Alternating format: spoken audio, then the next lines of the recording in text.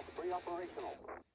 Hello, and welcome to another RANGROO's unit of the week. And today we are taking a look at the American Osprey transport helicopter.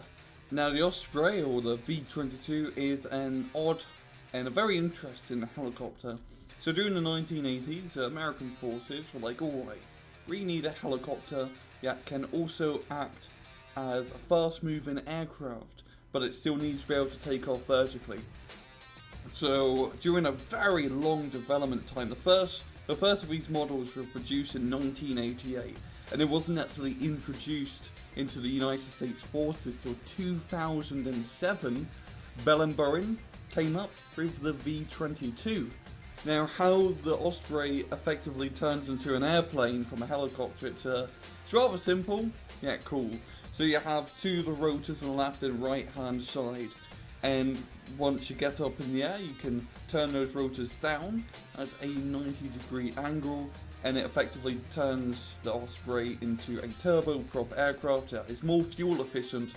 And when you're in the middle of a sea on an aircraft carrier, going from a helicopter to a plane, you can get to your destination an awful lot quicker. And that's the main point of the Osprey, from being able to get from the middle of the ocean to the areas of operation in a short amount of time, but only take up the space of a helicopter, not an F-18. In-game, the Osprey can be brought from the helipad during DEFCON 2 for 1,750 oil. It has a transport capacity of 12, HP of 30, and no guns whatsoever. Now, the Osprey has 3 upgrades available to it. The first one can be brought straight from the helipad for 1,000 oil, the RGS Gatling, which gives the Osprey basic self-defense with a giant Gatling gun. Now, the second upgrade goes straight in with the first, CIWS systems, which comes from the armory for 2,500 oil, which allows the Gatling gun to shoot down incoming missiles. And the third upgrade, also brought from the armory for 3,000 oil, countermeasure dispensers, which equip the aircraft with chaff and flares, giving it more survivability against incoming missiles. Now, you may be thinking to yourself, Rang, out of all the units for the unit of the week, you pick a big, fat, slow helicopter that I personally never buy.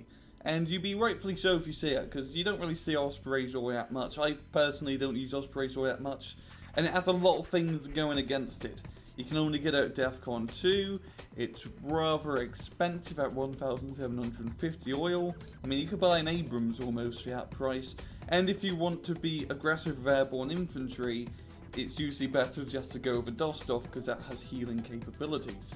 There is one redeeming factor for the Osprey, and that is it can carry vehicles, and not just only light vehicles, it can also carry Abrams, giving the vehicle and the Osprey pretty much very cool versatility.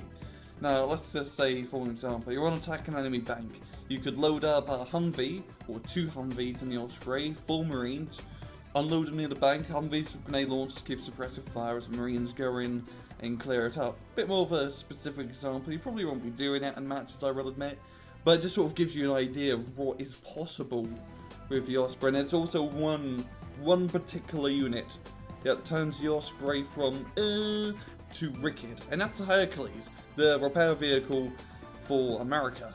Now, if you load up Hercules with an Osprey, the Hercules still works well inside the Osprey, effectively turning the Osprey into a flying repair helicopter. Now, it works really well with airborne assaults, like if you spam in a bunch of Guardians, have a couple Ospreys in there, and with Hercules inside, and they will just protect your Guardians and repair them in mid-flight. And another nice thing is that the Osprey is also very tanky. It has 30 HP, it can take some missiles and eat some AA fire. And if it does get shot down, the Hercules will still be alive, so you can always pick it up and it can still do the repairing. So yeah, the Osprey, it's a bit situational, I will admit, and it doesn't really have a lot of uses in a mainline match, but using it as sort of like a left hand, you know, out the blue, wild card, you can do some really cool things with it. And yeah, the Osprey, a big fat slow helicopter that can carry big tanks. And well, that's all I have time for. This has been another RANGROO unit of the week. I hope you guys enjoyed the video, and as usual, please just take it easy.